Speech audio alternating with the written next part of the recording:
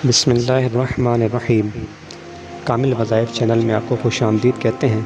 Channel پر نئے ہیں تو چینل کو سبسکرائب کر لیجئے۔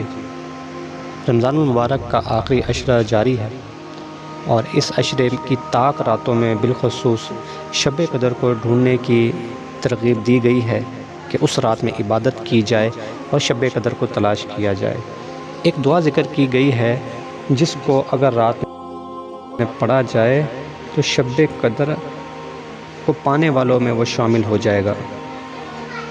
چنانچہ ایک روایت نقل کی گئی ہے کہ جو شخص رات میں یہ دعا 3 مرتبہ پڑھ لے تو اس نے شب قدر کو پا لیا، لہٰذا ہر رات اس دعا کو پڑھ لینا چاہیے۔ وہ دعا کیا ہے؟ لا الہ الا اللہ الحلیم الکریم سبحان اللہ رب السماوات السبع ورب العرش العظیم۔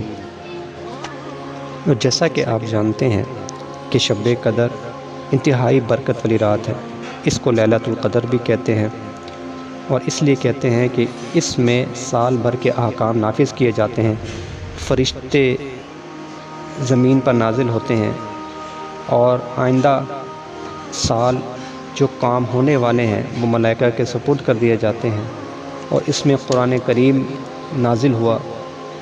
جو عبادات اس میں کی جائے اس کی قدر ہے، تو اس رات میں اس قدر فرشتے زمین پر آتے ہیں کہ زمین تنگ ہو جاتی ہے۔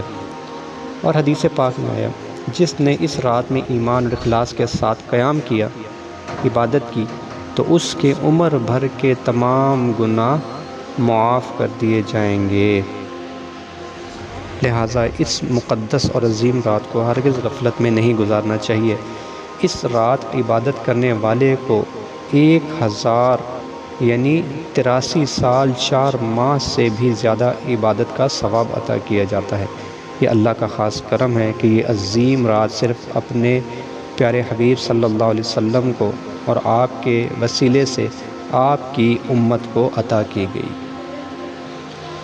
اللہ کے رسول صلی اللہ تعالیٰ علیہ وآلہ وسلم کی خدمت بابرکت نے شب قدر کے بارے میں سوال کیا تو آپ صلی اللہ علیہ وسلم نے فرمایا، شب قدر رمضان المبارک کے آخری عشرے کی طاق راتوں یعنی 21، 23، 25، 27 یا 29ویں شب یا رمضان کی آخری شب میں ہے، تو جو کوئی ایمان کے ساتھ ثواب کی نیت سے اس مبارک رات میں عبادت کرے اس کے تمام گناہ بخش دیے جائیں گے۔ اور اس کی علامت میں سے یہ بھی ہے کہ وہ مبارک شب کھلی ہوئی، روشن، بالکل صاف و شفاف ہوتی ہے۔ اس میں نہ زیادہ گرمی ہوتی ہے نہ زیادہ سردی، بلکہ یہ رات معتدل ہوتی ہے، گویا اس میں چاند کھلا ہوا ہوتا ہے۔ اس پوری رات میں شیاطین کو آسمان کے ستارے نہیں مارے جاتے۔ مزید نشانیوں میں سے یہ بھی ہے کہ اس رات کے گزرنے کے بعد جو صبح آتی ہے اس میں سورج بغیر شعاع کے طلوع ہوتا ہے اور وہ ایسا ہوتا ہے گویا 14ویں کا چاند۔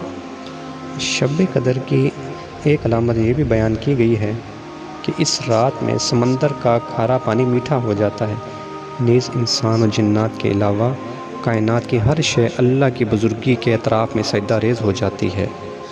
تفسیر عزیزی میں ہے کہ جب ہمارے پیارے آقا صلی اللہ علیہ وسلم نے سابقہ انبیاء کرام کی امتوں کی طویل عمروں اور اپنی امت کی قلیل عمروں کو ملاحظہ فرمایا تو پیارے آقا صلی اللہ علیہ وسلم کا مبارک دل شفقت سے بھر آیا اور آپ صلی اللہ علیہ وسلم رنجیدہ ہو گئے کہ میرے امتی اگر خوب نیکیاں کریں گے تو بھی ان کی برابری نہیں کر سکیں گے۔